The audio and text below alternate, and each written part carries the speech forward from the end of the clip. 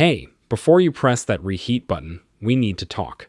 And we know that sounds a little dramatic, but just give us a minute because this one really surprised us when we first came across it. Most of us grew up reheating food without a second thought. Cook a big batch on Sunday, eat it through the week. It saves time, saves money, makes life easier. Nothing wrong with that at all.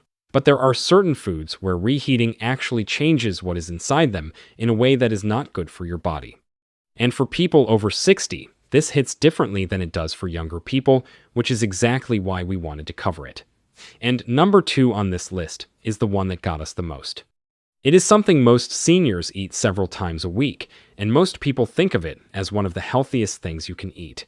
We kept going back to check because we could not believe it. But it is right there in the research. But first, tell us in the comments how old you are and whether you reheat your meals regularly. We read every comment, and it helps us figure out what to talk about next. Go ahead and drop that in. All right, let us get into it. We are going from 5 down to 1, least worrying to most urgent. Number 5, rice. Okay, so rice. We know. Rice is one of the most basic foods on Earth. Billions of people have eaten it every day for thousands of years. It does not feel like something you need to worry about. And honestly, when we first came across this one, we were a little skeptical too. But here is the thing about leftover rice. When cooked rice sits out at room temperature, a specific type of bacteria that lives naturally on grains wakes up and starts multiplying inside it. That bacteria is everywhere in the environment. It is on grains, in the air, totally normal. The problem is what it does while the rice is sitting there cooling down on your counter or in your pot. Now a lot of people think, fine, I will just reheat it and the heat will kill the bacteria. And they are right, it does. But what the heat cannot kill are the toxins that bacteria already released while it was growing. Those toxins are heat stable. You can microwave that rice for 3 minutes. You can heat it on the stove until it is steaming, and those toxins are still sitting there waiting to go into your body. Once they get into your gut, they cause inflammation. For someone in their 30s or 40s, this usually means a few rough hours, and that is about it. But after around 65, the lining of your gut naturally gets thinner. It is just part of aging, same as joints getting stiffer or eyesight changing. And when that lining is thinner, those toxins pass through it more easily into the bloodstream. Your immune system then has to deal with them. And when that happens repeatedly, over weeks and months, it creates this low-level state of inflammation throughout your body that you cannot feel, but that researchers have connected to some serious long-term health problems. Digestive issues, heart problems, even things like cognitive decline. Your body is essentially running in a constant low-grade state of alert, using up energy and resources, fighting something that it should not have to deal with. So how do you handle rice safely? Cook it and eat it. If you need to store it, get it into the fridge within 1 hour of cooking. 1 hour, not 2. Not whenever you remember to get around to it.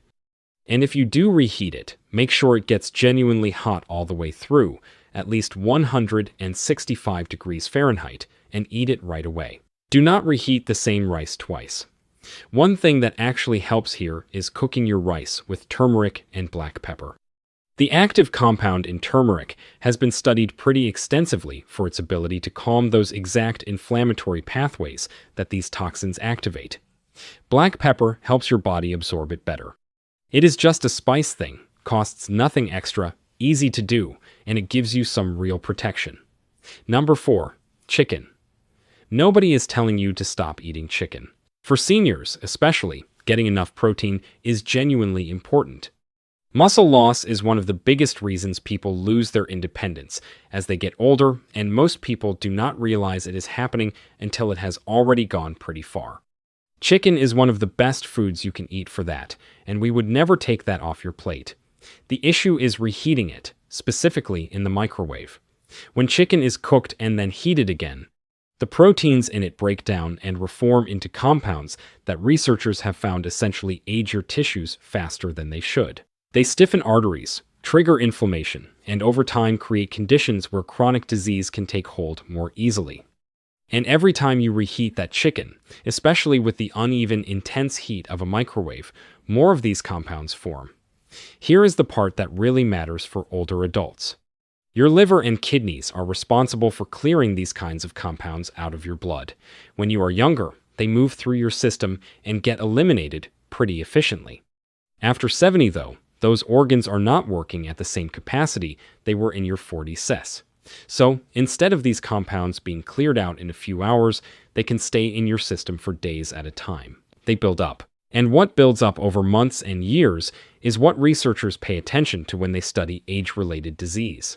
The fix is just to cook what you are going to eat. If you must reheat chicken, do it on the stovetop with some broth or water, low heat, nice and slow.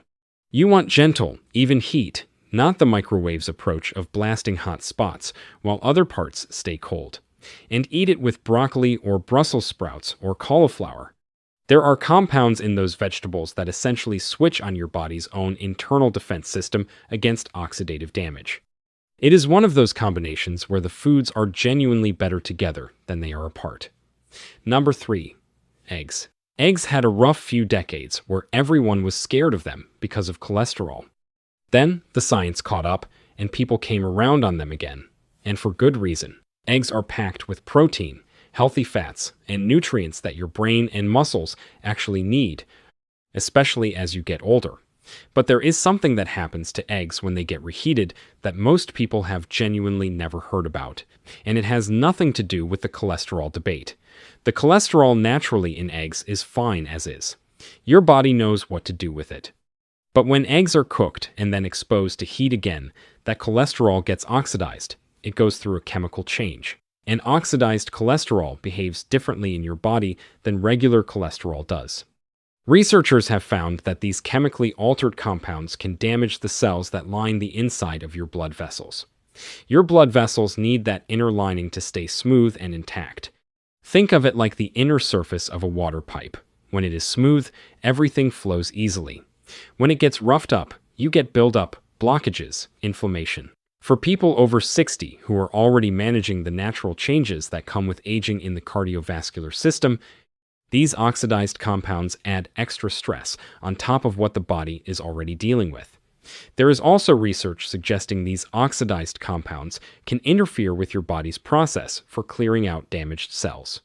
That process slows down naturally as you age, so the damage that reheated eggs can cause has less chance of being detected and repaired the older you get. That is the part that researchers pay the most attention to. With eggs, the answer is easy. Just cook them fresh and eat them right then. Scrambled, fried, poached, whatever you like. The problem is specifically reheating. A lot of people batch cook eggs at the start of the week and microwave them each morning. That is the exact habit to change. If you want something you can prepare ahead, a hard-boiled egg eaten cold works fine because you are not adding any more heat to it. Eat your eggs with fresh spinach and some olive oil. Research has found that compounds in both of those foods help neutralize some of the oxidation that happens during cooking. They take some of that burden off your body before you even have to process it. Simple addition, meaningful difference. Number 2, spinach. Okay, so here is the one that got us. Spinach, the thing that is on every single list of foods you should eat more of. And honestly, when we first came across this, we kept going back to double check because it felt wrong.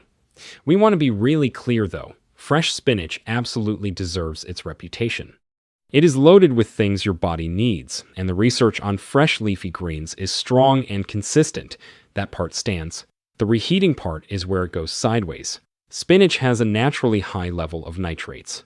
In fresh spinach, that is actually part of why it is good for you. Your body converts those nitrates into nitric oxide, which helps keep your blood pressure healthy and your circulation working well. But heat spinach once, let it cool, and heat it again, and those same nitrates start converting into something different. They turn into nitrites. And when nitrites hit the acid environment in your stomach, they react with the amino acids in the spinach and form harmful compounds that major health organizations have been studying for decades. The research on them is not ambiguous. They are considered confirmed cancer-causing compounds in humans. That is not a fringe finding. It is well established and it has been replicated across multiple countries and institutions.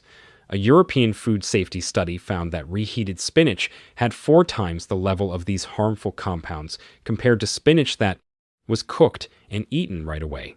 4 times. And the same thing happens with kale, chard, beet greens, celery, arugula.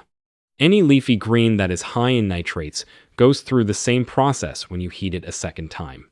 And here is the part that specifically applies to seniors. As we get older, our stomachs produce less acid.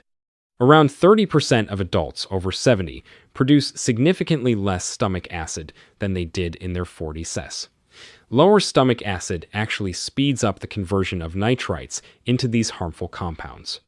So not only is your body more vulnerable to the damage, the aging digestive system actually makes more of these compounds form in the first place. There are no workarounds with leafy greens. Cook them and eat them right away. Leftover cooked greens should go cold into a salad or get blended into a smoothie. Just do not put them back in the pan or the microwave. This is one area where there really is no flexibility. What does help is pairing your fresh greens with something high in vitamin C. Squeeze lemon over your salad, add bell peppers, throw some strawberries in. Research from food science labs has found that vitamin C can reduce the formation of these harmful compounds by up to 73% when eaten alongside nitrate-rich vegetables.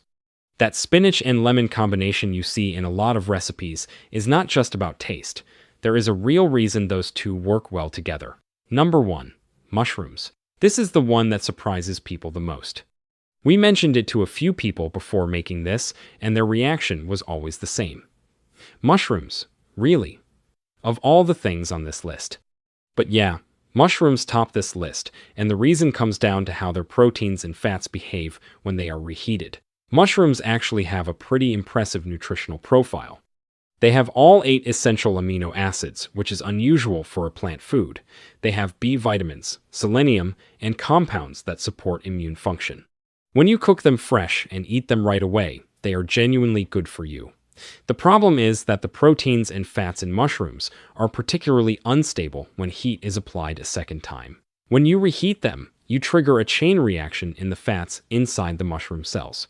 That process produces a compound that researchers use specifically as a marker for cellular damage because it is quite effective at causing it.